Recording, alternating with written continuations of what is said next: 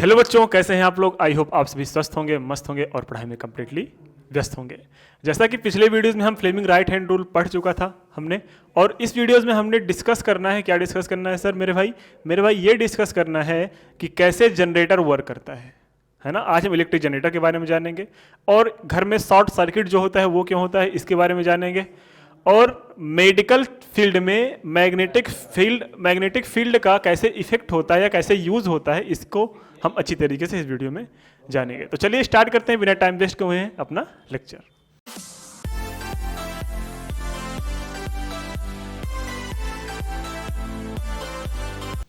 तो देखिए एक बार हम रिकॉल कर लेते हैं क्या फ्लेमिंग राइट हैंड रूल, उसके बाद हम जानेंगे इलेक्ट्रिक जनरेटर कैसे वर्क कर सकता है। तो हमने फ्लेमिंग राइट हैंड रूल में क्या पढ़ा था, अगर अपने आपके राइट हैंड के 3 अंगुली को, कौन कौन से सर, थंब को, फर्स्ट फिंगर को एंड मिडिल फिंगर को हम 90 डिग्री पे क्या करते हैं सर, अरेंज कर दें, तो ये जो अपना अंगूठा है वो मोशन का डायरेक्शन बताएगा। किसका डायरेक्शन, जो कंडक्टर का है वो मोशन जिस डायरेक्शन में करेंगे वो, और ये क्या बताएगा, अपना मैग्नेटिक फील्ड का डायरेक्शन बताएगा, और ये क्या बताएगा, करंट का डायरेक्शन बताएगा। तो वही लिखा है जो फ्लेमिंग राइट हैंड रूल है उसमें क्या लिखा गया है, अगर हम अपने अंगूठे को ऊपर कर लें और इस शेप में अगर अपने तीनों अंगुली को कर लें, कौन कौन से सर, थंब को, फर्स्ट फिंगर को एंड मिडिल फिंगर को इस शेप में अरेंज करें कि तीनों अंगुलियां क्या हो, 90 डिग्री पे हो। तो ये जो अंगूठा है वो मोशन ऑफ कंडक्टर बताता है, और ये जो फर्स्ट फिंगर है ये आपको बताएगी क्या सर, मैग्नेटिक फील्ड के बारे में, और जो अपना लास्ट फिंगर है मतलब मिडिल फिंगर वो क्या बताएगी, आपका इंड्यूस्ड करंट, जो करंट जनरेट होगा उसका डायरेक्शन बताएगी। तो अब हमें ये एक बार रिकॉल कर लिया, अब हम चलते हैं इलेक्ट्रिक जनरेटर के प्रिंसिपल पे। किस प्रिंसिपल पे वर्क करता है सर, बिल्कुल देखते हैं। देखो इलेक्ट्रिक जनरेटर कैसे वर्क करता है, ध्यान से देखना। In an electric generator mechanical energy is used to rotate a conductor in a magnetic field due to produce electrical energy. Due to electricity अगर देखा जाए तो इलेक्ट्रिसिटी की जगह हम कौन सा, इलेक्ट्रिसिटी मतलब कौन सा, इंड्यूस्ड करंट होगा, कौन सा, इंड्यूस्ड करंट जनरेट होगा। ओके तो अगर हम किसी कंडक्टर को मैकेनिकल एनर्जी के थ्रू किसी मैग्नेटिक फील्ड में घुमाएंगे, मतलब रन कराएंगे या फिर मोशन कराएंगे, तो फिर उसकी वजह से जो कंडक्टर में करंट फ्लो होएगा उसको क्या बोलते हैं, इंड्यूस्ड करंट। यही पूरा जो प्रिंसिपल है किस पे वर्क, ये जो पूरा प्रिंसिपल है इसी के बेस पे अपना क्या है, इलेक्ट्रिक जनरेटर वर्क करता है। ओके तो प्रिंसिपल क्या है, when ever in a closed circuit the magnetic field line changes and induced current is produce. सही बात है भाई, कोई दिक्कत नहीं है ना। चलिए अब कंस्ट्रक्शन देखते हैं, कंस्ट्रक्शन कैसे है, इलेक्ट्रिक जनरेटर कंस्ट्रक्शन कैसे होता है। आपके सामने एक फिगर दिख रहा होगा सर, फिगर कैसे है, अभी दिख रहा है आपके सामने फिगर, ये फिगर दिख रहा है, ये आपका इलेक्ट्रिक जनरेटर का फिगर है। इलेक्ट्रिक जनरेटर का अंदर का पार्ट का फिगर है, ठीक है। यहाँ पे एक पोल लगा हुआ जिसको बोलते हैं नॉर्थ पोल, और इसको एक है साउथ पोल। ये एक्चुअल में क्या लगा है, एक मैग्नेट लगा है, मैग्नेट का ये नॉर्थ पोल हो गया, ये साउथ पोल हो गया। उसके बीच में एक कॉइल लगाई गई है सर, कॉइल कैसी है आपको दिख रहा होगा, कॉइल कैसे दिख रहा है सर, ये देखिए आपके पास कॉइल, ये एक कॉइल दिख रहा है, ये दिख रहा है, अरे हाँ या ना जी, बिल्कुल दिख रहा है सर, ये कॉइल दिख रहा है। इसमें इस कॉइल को हमें क्या लिए हैं, एक बुश से थ्रू, किसके, इसको क्या बोलते हैं, इसको बोलते हैं पुली, क्या बोलते हैं, पुली, या फिर क्रैंक बोलते हैं, पुली बोल लो ज़्यादा आसान रहेगा, ठीक है। तो पुली में इसको इस टाइप से सेट किए हैं कि अगर जब इसको घुमाएंगे तो ये जो रिंग 1 है, रिंग 2 है, इसमें क्या होता जाएगा, पोल चेंजेस होते जाएंगे। इतना डीपली नहीं जाना है अपने आप को, क्योंकि एग्जाम में अब ये पूछा नहीं जाता, बस पूछेगा तो प्रिंसिपल पूछेगा, ये आपको डीपली नहीं पूछा जाएगा एग्जाम में, ठीक है। तो अपने आप को बस जान लेना है कि एक्चुअल में वर्क कैसे करता है। तो देखो जब हम इसको हम घुमाएंगे, किस डायरेक्शन में घुमाएंगे, करंट डायरेक्शन किस डायरेक्शन, अगर देखो मैग्नेटिक फील्ड डायरेक्शन किस साइड है, नॉर्थ से साउथ, किस साइड में, नॉर्थ से साउथ।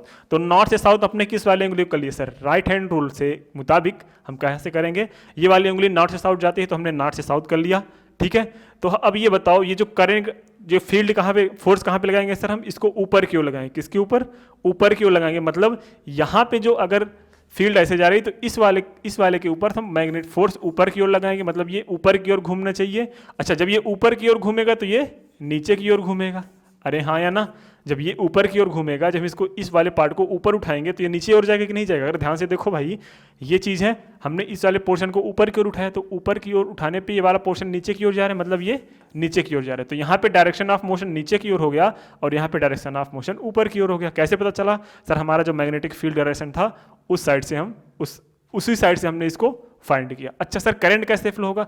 सर ध्यान से देखिए, जो मैग्नेटिक फील्ड का डायरेक्शन है इधर से गया, मैग्नेटिक फोर्स का डायरेक्शन इधर गया, मतलब क्यों जिस फोर्स पे हमने इसको घुमाया और मैग्नेटिक फील्ड का डायरेक्शन इस साइड से इस साइड जा रहा था, तो सर करंट का डायरेक्शन किस साइड से किस साइड गया? ये जो अंगुली है, ये वाली उंगली किस साइड है? सर इस साइड है। देखो ये, अरे देखो ध्यान से, देखो ध्यान से दिखा रहा हूं मैं। ये वाली उंगली जो है, ये वाली उंगली जो है, ये मैग्नेटिक फील्ड को बता रहा है कि नहीं बता रहा? अरे हाँ या ना? बिल्कुल सर। ये वाला मैग्नेटिक फोर्स को बता रहा है सर, बिल्कुल ऊपर की ओर लग रहा है, मैग्नेटिक फोर्स को बता रहा है। अच्छा ये जो करंट बता रहा है, ये जो करंट बता रहा है सर इधर ही से जा रहा है, तो करंट का डायरेक्शन कैसे होगा? इधर से इधर जाएगा। ये जो करंट डायरेक्शन है ये ऐसे जाएगा कि नहीं जाएगा? सर बिल्कुल जाएगा। अब इस साइड हम चले जाते हैं। जब हम इस साइड आते हैं तो ध्यान से देखना मेरे भाई, क्या कि जो मैग्नेटिक फील्ड का डायरेक्शन है वो अभी भी इधर से इधर है, हाँ या ना? इधर से इधर ही है। तो जब इधर से इधर करेंगे तो क्या होगा? ये देखो, ये दिख रहा है मैग्नेटिक फील्ड का डायरेक्शन किधर से किधर? इधर से इधर। मैग्नेटिक फोर्स का डायरेक्शन क्या सर? नीचे है। और ये उंगली क्या है? ये उंगली इधर दिख रही है। तो हम जो करंट का डायरेक्शन बताए ये इधर से इधर हो गया। तो एक्चुअल में आप देखें तो अगर करंट इधर से इधर जाएगा तो नॉर्मली इधर से इधर आएगा ही। ये डायरेक्शन देख रहे हो, इधर से जा रहा है फिर ऐसे वापस आके चला आ रहा है। अच्छा सर, अब ये जब करंट इधर से इधर अपने आप जनरेट हो गया, कैसे? कैसे हमने पढ़ा है, अगर किसी भी कंडक्टर को मैग्नेटिक फील्ड में हम घुमाएं या फिर उसमें मोशन कराएं तो कंडक्टर में क्या फ्लो होने लगता है सर? करंट फ्लो होने लगता है। क्यों फ्लो होने लगता है? क्योंकि मैग्नेटिक फील्ड में क्या होता है? वेरिएशन होता है। एक होता है टर्म मैग्नेटिक फ्लक्स। क्या होता है? Magnetic flux. मैग्नेटिक फ्लक्स क्या है? नई चीज सर आ गई। अच्छा, मैग्नेटिक फ्लक्स वो हम एक बार डिफाइन कर देते हैं। जो मैग्नेटिक फ्लक्स होता है वो पर यूनिट एरिया में, ध्यान से सुनना, पर यूनिट एरिया में गुजरने वाली मैग्नेटिक फील्ड लाइन को जो होता है पर यूनिट एरिया में, वही क्या होता है? Electric flux. नहीं समझ में आया? देखो ये इतना एरिया है, ये इतना एरिया है। इस पर यूनिट एरिया, अगर ये एक यूनिट एरिया ले लें तो इस पर यूनिट एरिया में जितने number of magnetic field line गुजरेंगी, जितने number of magnetic field line गुजरेंगी वही होता है क्या? Magnetic flux. तो अगर ये कम गुजरेंगी तो कम नंबर ऑफ लाइन गुजरेंगी तो मैग्नेटिक फ्लक्स कम होगा, अगर ज़्यादा गुजरेंगी तो ज़्यादा होगा। तो मैग्नेटिक फ्लक्स एक्चुअली चेंज होता रहता है। तो जब मैग्नेटिक फ्लक्स चेंज होता रहता है तभी करंट का जनरेशन होता है। वो सब हमें पढ़ना नहीं, वो सब उतना डीपली मत जाओ, ठीक है? बस इतना जानो कि अगर कंडक्टर में मोशन कराएं किसी मैग्नेटिक फील्ड में, तो कंडक्टर में क्या हो जाता है? करंट प्रोड्यूस हो जाता है। वही पूरा फिनोमेनन किसका है? मैग्नेटिक इंडक्शन, इलेक्ट्रोमैग्नेटिक इंडक्शन वाला कॉन्सेप्ट है। तो पूरा आई होप ये समझ में आ गया होगा कि जनरेटर कैसे वर्क करता है ना? तो जनरेटर कैसे वर्क करता है इसको आ गया समझ में? बताया? आ गया? नहीं आया? अरे बोलो भैया, कमेंट में बताओ। नहीं आया? एक बार फिर से रिकॉल करते हैं? सर बिल्कुल रिकॉल कर दीजिए। ध्यान से देखो फिर से, ये हमारे पास एक कॉइल था। कॉइल में हमने क्या किया सर? कॉइल को हमने ऊपर की तरफ मोशन कराया। ऊपर की तरफ मोशन क्यों कराया? क्योंकि हमने फ्लेमिंग राइट हैंड रूल से पढ़ा है कि हमेशा हम इस राइट हैंड रूल के हिसाब से ही किसी अरेंजमेंट को करेंगे तभी वो जनरेटर बन सकता है। तो हमने क्या किया सर? नॉर्थ से साउथ कोई मैग्नेटिक फील्ड था, तो नॉर्थ से साउथ हमने मैग्नेटिक फील्ड बनाया। तो हम किस डायरेक्शन में घुमाएंगे तो किस डायरेक्शन में घुमाएंगे तो करंट का जनरेशन होगा। सर अब अगर ये मैग्नेटिक फील्ड नॉर्थ से साउथ है तो अंगूठा क्या बता रहा है? अंगूठा आपका बता रहा है कि आप फोर्स ऊपर की ओर लगाइए। तो ये है, अरे हाँ या ना? ये है। तो हमने देखो ये इधर से इधर लगाया तो फोर्स ऊपर की ओर लगा दिया। जब फोर्स ऊपर की ओर लगाया जैसे, वैसे इसमें क्या हो जाएगा? इसके मैग्नेटिक फील्ड लाइन में वेरिएशन होएगा कि नहीं होएगा? बिल्कुल होएगा। और जैसे ही वेरिएशन होगा यहाँ पे करंट का जनरेशन हो गया। यही पूरा फिनोमिनन है। अब जैसे जितना जल्दी घुमाएंगे उतना ज़्यादा करंट बढ़ेगा। जितना नंबर आरपीएम मतलब समझते हो राउंड पर मिनट, जहाँ पे आरपीएम लिखा रहे तो समझ लो राउंड पर मिनट। अगर जिसका आरपीएम जितना ज़्यादा होगा करंट की वैल्यू उतना ज़्यादा होगी। तो आप जितना ज़्यादा इसको घुमाएंगे उतना ज़्यादा करंट की वैल्यू बढ़ेगी, है ना? तो ये समझ में आया कि नहीं आया? और हाँ, ये नंबर ऑफ टर्न जितने ज़्यादा होंगे, मतलब ये नंबर ऑफ टर्न की संख्या जितनी ज़्यादा होगी, अगर एक बार लपेटा गया है, 2 बार लपेटा गया है, 3 बार लपेटा गया है, 4 बार लपेटा गया है, अगर जितनी नंबर ऑफ टर्न ज़्यादा होंगी उतना ज़्यादा करंट फ्लो होएगा। जैसे 2 horse power, 3 horse power, 4 horse power ऐसे करके जनरेटर आते हैं ना, वो इसी के बेस पे होते हैं, नंबर ऑफ टर्न के हिसाब से जनरेट किए होते हैं। और मैग्नेट कितना अच्छा लगा है उसमें, उसके ऊपर जितना अच्छा मैग्नेट आप यूज़ करोगे, जितनी अच्छी क्वालिटी का वायर यूज करोगे उतना अच्छा इसमें करंट फ्लो होएगा। तो अच्छे अच्छे जनरेटर में कॉपर के वायर लगाए जाते हैं। अगर तुम्हें और अच्छा बनाना है तुम किसका लगाओ बताएं? नहीं। क्या चांदी के लगाने पर होएगा? अगर आप इसमें चांदी का वायर लगा तो क्या होएगा? होएगा सर, लेकिन उतने अच्छे से, सच बताना, होएगा कि नहीं होएगा? नहीं होएगा, क्योंकि कॉपर तो जो सोलेनॉइड बनता है वो तो कॉपर के वायर से बनता है ना, है ना। तो इसमें अगर हम चांदी या फिर सोना यूज कर देंगे तो उससे इफेक्ट नहीं पड़ेगा, अगर कॉपर यूज करोगे तो सहेगा। एल्युमिनियम का हो सकता है, एल्युमिनियम का हो सकता है ना। अच्छा, इतना समझ में आ गया सर? बिल्कुल आ गया। अब हम समझते हैं शॉर्ट सर्किट क्या होता है जी। शॉर्ट सर्किट, घर में जो आपका शॉर्ट सर्किट होता है वो क्या होता है? तो आपके सामने एक क्वेश्चन दिखा है कि when does an electric short circuit occurs, मतलब इलेक्ट्रिक शॉर्ट सर्किट कब पाई जाती है किसी भी सर्किट में, ठीक है। तो शॉर्ट सर्किट क्या होता है? एक नाम है यहाँ पे शॉर्ट सर्किट। सर्किट का शॉर्ट हो जाना, सर्किट का छोटा हो जाना, वही होता है शॉर्ट सर्किट। अच्छा सर, अभी तक तो हमने नहीं जाना था, हमने जाना था सर कहीं पे स्पार्कलिंग हो गई तो समझ लो शॉर्ट सर्किट हो गया। जी बिल्कुल नहीं। स्पार्कलिंग तभी होती है जब किसी कंडक्टर का पाथ जो है वो छोटा हो जाए और जो लाइन यहाँ से कुछ दूर से घूम के आ रही थी वापस, अब थोड़ा उसका पाथ शॉर्ट हो जाए, तो सर्किट का छोटा हो जाना शॉर्ट सर्किट, है ना।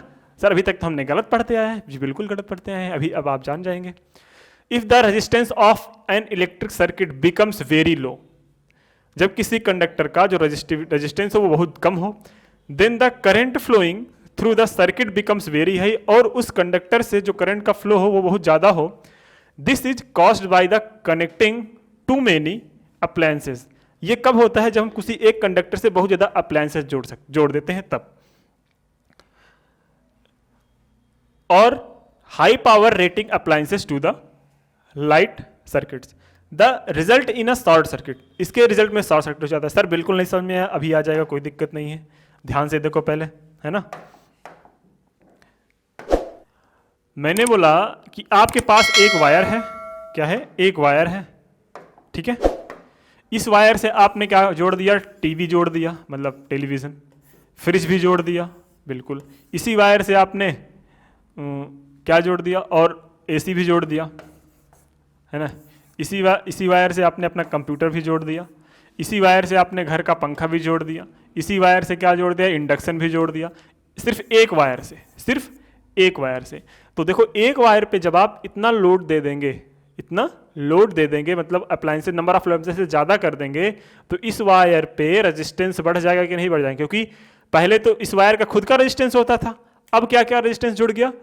इस इंडक्शन का रेजिस्टेंस जुड़ गया, कूलर का, पंखे का रेजिस्टेंस जुड़ गया, टीवी का रेजिस्टेंस जुड़ गया, फ्रिज का रेजिस्टेंस जुड़ गया, टेलीविजन का, या फिर तुम्हारे कंप्यूटर का, या फिर एसी का, या फिर तुम्हारे कंप्यूटर का, जितने भी रेजिस्टेंस है सब ऐड होते गए। ये पहले इसमें रेजिस्टेंस था और रेजिस्टेंस ऐड होता गया, तो रेजिस्टेंस बढ़ा तो हमने एक बात पढ़ी है sir, H is equal to I square R T. मतलब अगर रेजिस्टेंस बढ़ा तो हीट ज़्यादा प्रोड्यूस हो जाएगी, और जैसे ही हीट ज़्यादा प्रोड्यूस हुई किसमें सर? वायर में। तो वायर क्या हो गया?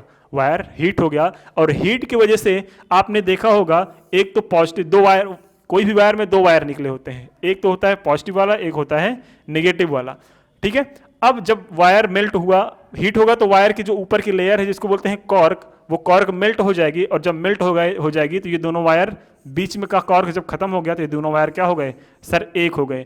जो सर्किट ऐसे जाके किसी कंप्यूटर से जुड़ के ऐसे वापस आती थी, अब वो सर्किट देखो यहाँ से मेल्ट होकर यही मिल जा रही है, उधर जाने की जरूरत नहीं है। तो जो इतनी लंबी सर्किट थी, कैसे सर? ऐसे जाती थी दो वायर, यहाँ पे कुछ जोड़ा जाता था ऐसे, है ना, इसमें एक जाते ऐसे वापस आती थी, तो यहाँ से जाती थी ऐसे एक वायर ऐसे, तो एक्चुअल में इलेक्ट्रॉन्स ऐसे जाते थे, ऐसे वापस जाते थे। लेकिन अब इलेक्ट्रॉन्स क्या हो रहे हैं? जब ये वायर मेल्ट हो गया तो दोनों वायर एक हो गए मिलके, है ना। जब दोनों वायर एक हो गए मिलके, तो क्या हुआ? जो इलेक्ट्रॉन्स ऐसे घूम के जा रहा था, अभी वो इलेक्ट्रॉन इधर से घूम के चला गया, है ना। तो हीट की वजह से वो स्पार्कलिंग हो गई, और स्पार्कलिंग की वजह से यहाँ पे क्या सर्किट को क्या हो गया? यहाँ पे छोटा हो गया। तो शॉर्ट सर्किट का प्रोसीजर पूरा यही है। जो शॉर्ट सर्किट मतलब अपने आप की सर्किट क्या हो गई? छोटी हो गई। तो ये सब कब कब होता है? जब हम जो वायर लें वो बहुत एरिया में क्या हो, उसका क्रॉस सेक्शन एरिया बहुत कम हो, और जब क्रॉस सेक्शन एरिया कम होता है रेजिस्टेंस ज़्यादा होता है, आपको पता है। और जब रेजिस्टेंस ज़्यादा होगा तो हीट का प्रोडक्शन ज़्यादा होगा, और जब हीट का प्रोडक्शन ज़्यादा होगा तो वायर मेल्ट हो जाएगा, और जब वायर मेल्ट हो जाएगा तो इलेक्ट्रिक सर्किट क्या हो जाएगी? छोटी हो जाएगी। बात समझ में आई? तो इलेक्ट्रिक सर्किट छोटी होने का मतलब शॉर्ट सर्किट हो गया। कोई दिक्कत नहीं होनी चाहिए सर, यहाँ तक तो बहुत अच्छे से आ गया, ठीक है। फिर नेक्स्ट क्वेश्चन क्या है?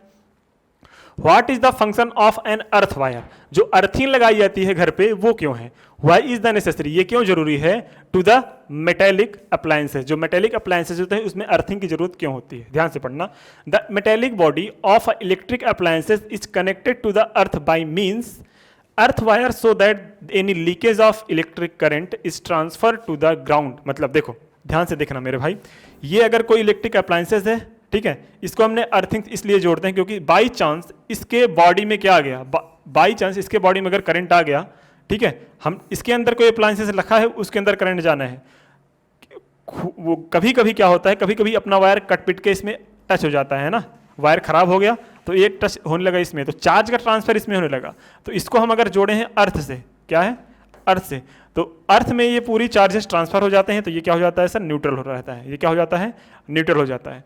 तो वही प्रोसीजर है, तो हमें अर्थ से जोड़ने पे यही प्रॉफिट रहता है कि इसमें जो बाई चांस ज़्यादा चार्जेस आ गए तो ट्रांसफर हो जाए किसमें, अर्थ में, क्योंकि अर्थ के पास बहुत सारे पॉजिटिव चार्ज हैं, ये सबको अपने अंदर क्या ले लेगा, सबको अपने अंदर क्या ले लेगा भाई, समा लेगा, जितने भी इलेक्ट्रॉन्स निकलेंगे, जितने भी इसमें से इलेक्ट्रॉन्स, अरे भाई इलेक्ट्रिसिटी किसके ऊपर डिपेंड करती है, इलेक्ट्रॉन्स के ऊपर, तो अगर सब बाई चांस इलेक्ट्रॉन्स इस बॉडी के ऊपर आ गए, इस बॉडी के ऊपर, तो बॉडी से ट्रांसफर हो जाएंगे अर्थ में, तो जब अर्थ में ट्रांसफर हो जाएंगे तो क्या होएगा, हमारे लिए क्या नहीं होगा, हमारे लिए भैया खतरा नहीं होगा, ठीक है। अच्छा इतना क्लियर सर, बिल्कुल क्लियर। नेक्स्ट क्वेश्चन क्या है, कोई क्वेश्चन है, हाँ है sir, what is electric fuse, electric fuse क्या है and what is the important of electric fuse, ये आपके एग्जाम में बहुत बारी पूछा जा चुका है कि इलेक्ट्रिक फ्यूज क्या है और इसका इंपॉर्टेंस क्या है, okay.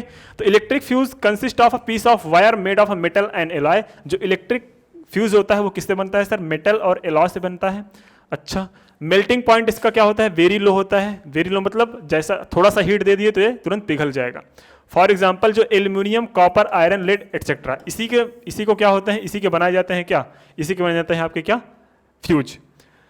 If the current larger than the specified value flows through the circuit, the temperature of the fuse wire increases, this melts the fuse wire and breaks the end circuit. Fuse is the most important safety device used for protecting the circuits due to the short circuit or overloading of the circuits. The use of an electric fuse prevents the electric circuit and the appliances from a possible damage by the stopping flow of unduly high electric current. The fuse used for a domestic purpose are rated as, जो fuse होते हैं लगभग वो 1 ampere, 2 ampere, 3 ampere, 4 ampere, 5 ampere, 10 ampere etcetera ampere के होते हैं।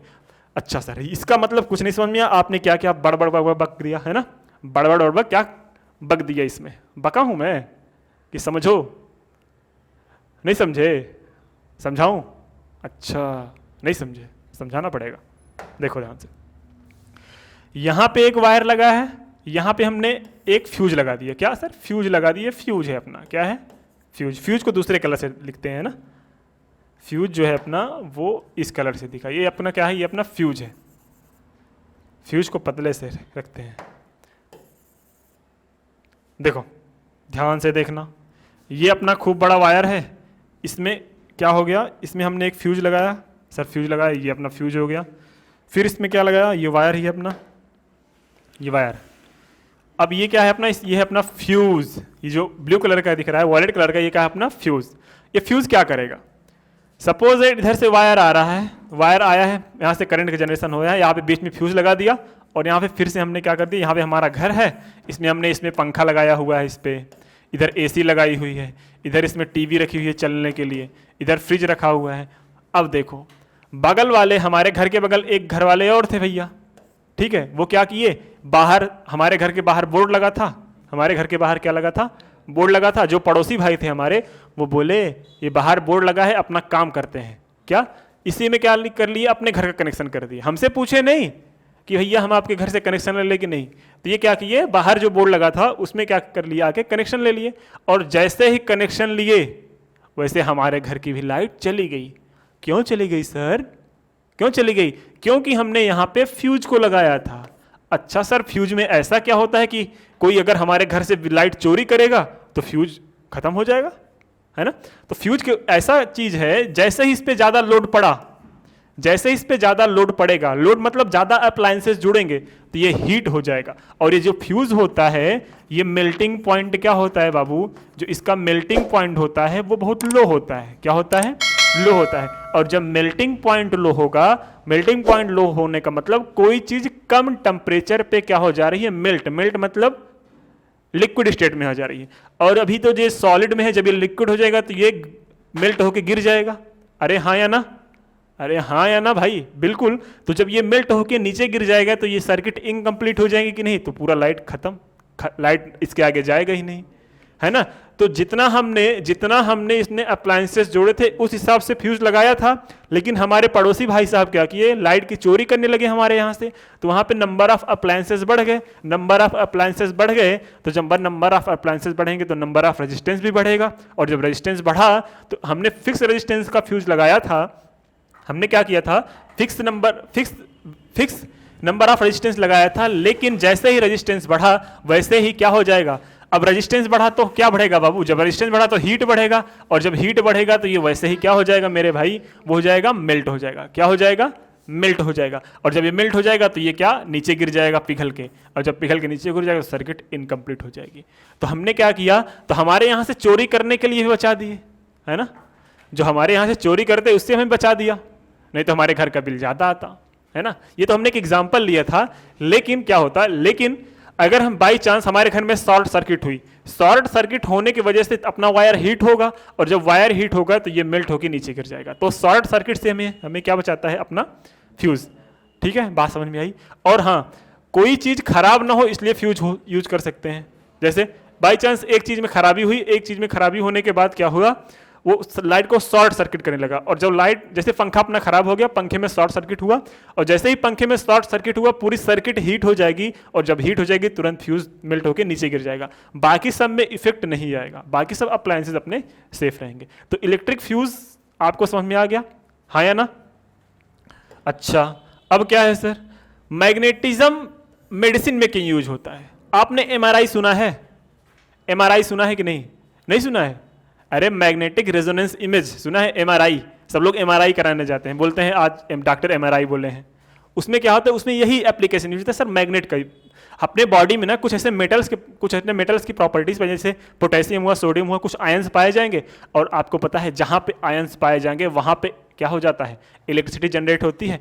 और हमारे बॉडी में भी इलेक्ट्रिसिटी जनरेट होती है, लेकिन बहुत माइल्यूट से में। ठीक है, अच्छा, जब इलेक्ट्रिसिटी जनरेट होगी तो सर मैग्नेटिक फील्ड भी जनरेट होगा। तो अपने बॉडी के अंदर सब मैग्नेटिक फील्ड है? जी बिल्कुल है। और अपने बॉडी के अंदर जो मैग्नेटिक फील्ड सबसे ज्यादा पाई जाती है वो ब्रेन में पाई जाती है और हार्ट में पाई जाती है। कहाँ कहाँ पाई जाती है? ब्रेन में और हार्ट में। इसी के हेल्प से जो इसमें रेडिएशंस होते हैं, उसी के हेल्प से जो एमआरआई होता है उसका इमेज बन जाता है अपने बॉडी पार्ट का। इतना बात क्लियर? तो वही लिखा गया है, अगर आप इसको स्क्रीनशॉट लेना चाहें तो ले सकते हैं। और हाँ, आज का लेक्चर यहीं तक होता हुआ, मतलब यहां तक समाप्त हो गया। अब मिलते हैं नेक्स्ट वीडियो में, क्या नेक्स्ट क्वेश्चन के साथ, इंपॉर्टेंट क्वेश्चन के साथ। तो आज ये चैप्टर पूरी तरीके से एंड हो गया। कौन सा? Magnetic effect of electric current. अब किसी बच्चों को अगर इस चैप्टर में लेके प्रॉब्लम होएगी तो टेलीग्राम लिंक से टेलीग्राम चैनल ज्वाइन करके हमें पर्सनली मैसेज कर सकता है। ओके, और क्या करेगा, और एक बार फिर से वीडियो रिकॉल कर लीजिएगा सब लोग, मतलब पीछे वाली वीडियो जो है वो आप देखते चले जाइएगा। उसके बाद कल वाला क्वेश्चन, मतलब नेक्स्ट वाला वीडियो वाला जो प्रॉब्लम्स हैं, जो इंपॉर्टेंट क्वेश्चन है, वो आपको अच्छे से क्लियर होते चले जाएंगे। अगर आपने पहले वाली वीडियोस भूल से नहीं देखी है या फिर देखी है भूल गए हैं तो उसको पहले प्लीज़ रिक्वेस्ट है आपसे, क्या वो क्या करके आइएगा, वो देख के आइएगा भाई, नहीं तो मुझे समझाने में प्रॉब्लम होगी और आपको समझने में प्रॉब्लम होगी। ठीक है, तो चलिए आज के लिए इतना रखते हैं, मिलते हैं नेक्स्ट वीडियो में। तब तक के लिए Jai Hind, bye bye, thank you.